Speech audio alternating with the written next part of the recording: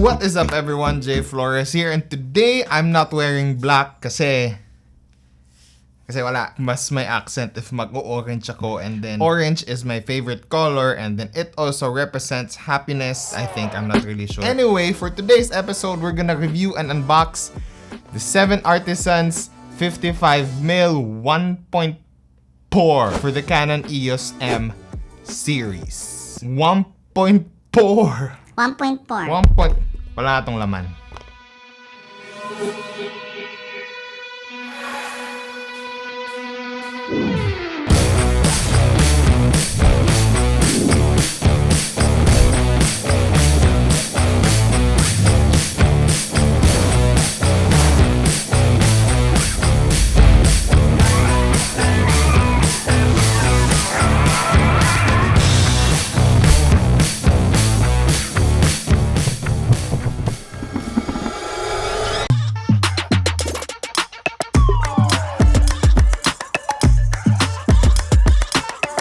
So ayun nga no, I'm just gonna try and make this again as fast as I can. Pero katulad ng previous video ko, palagi kong sinasabi na I'm gonna do it as fast as I can. Pero matagal din matatapos. So what you're gonna expect in this video is first unboxing.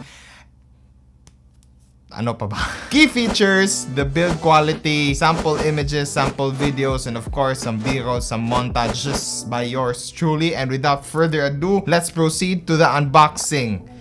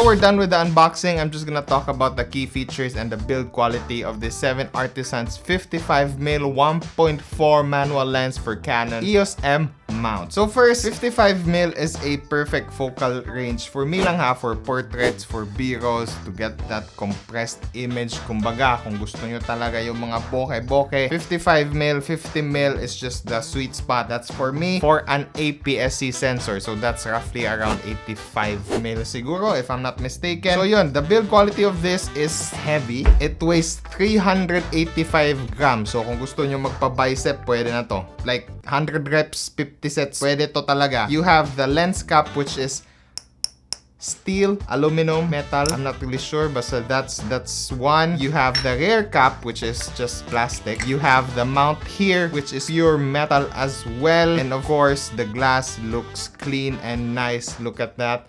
Look at that. Look at my face. I'm inverted. It has a 52mm diameter for filters. What else do we have here? The rings are made of plastic, pero it is really smooth. That's the focus ring. And of course, you have the aperture ring also here. I think also made with plastic. Same material lang to. You have the guides here for your focus distance, which is the minimum is at 1.4 feet or 0.42 meters. So that's quite far. It is just priced at $126. Now, this is the newest model of the 55mm 1.4 Mark II. I forgot to mention na naman sa simula na Mark II ito. So, I cannot compare kung ano yung Mark I because I haven't used it and I haven't seen it. I haven't touched it. Hindi ko nahawakan yung Mark I. So, this is the Mark II.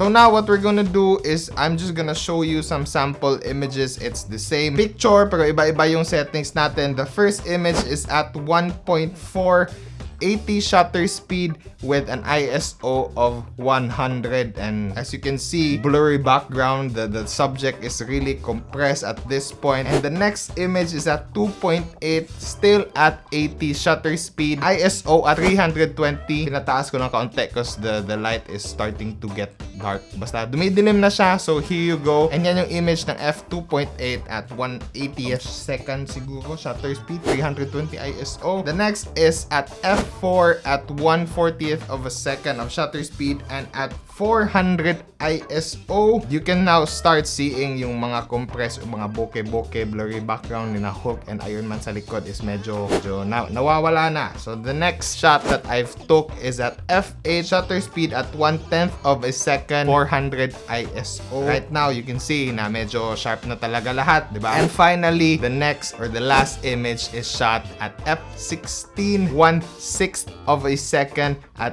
800 ISO. And as you can see, sharp naman tong lens na to, but it's not that sharp as higher end higher. Basta yung mga high-end lenses ng Canon per se, the L lens is just, for me, uncomparable. Well, makes sense kasi yung presyo is just off the roof. So that's the sample images right there. And right now, I'm just gonna pop a sample chill montage of this 7Artisans 50mm 1.4 Mark II, and everything was shot at 60 frames per second at 125 FPS. Hindi FPS. Shutter speed kasi wala akong ND filter, so yun, baka yung ibang shots dito overexposed. And 100 ISO. Here!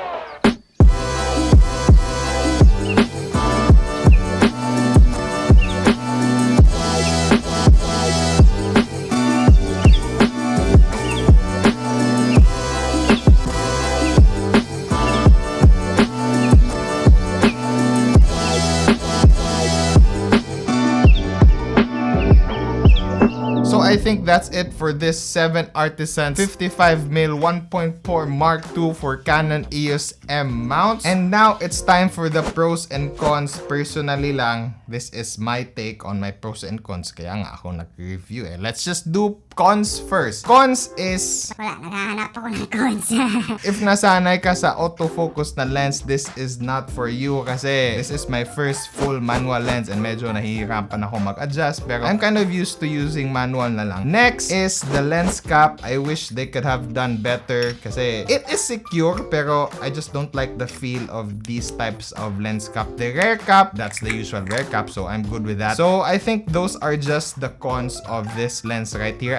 I've been using this for a couple of days pa, pero maybe soon I'm gonna do a review of this bad boy right here versus the Canon 50mm at 1.8 or the Nifty 50. I think okay na okay yung comparison na yan, maybe in a couple of weeks siguro. So yun, for the pros, the price, murang-mura siya for the quality of build of this lens right here. Canon EOS-M mount already. I'm using an M50, so no need adapter. Wala na lahat. Diretso na to sa camera mo. Next, it's at 1.4. So this one's really good in low light situation. And lastly, the build quality is just amazing. I mean, it's heavy. Makikita mo talaga na well built tong lens na to since yun nga. Basta mabigat, okay yan. So that's it for today, everyone. I hope you had fun and I hope you will consider subscribing. And again, visit the 7Artisans official website if you want to get one right now at $126 only. God bless. Stay safe.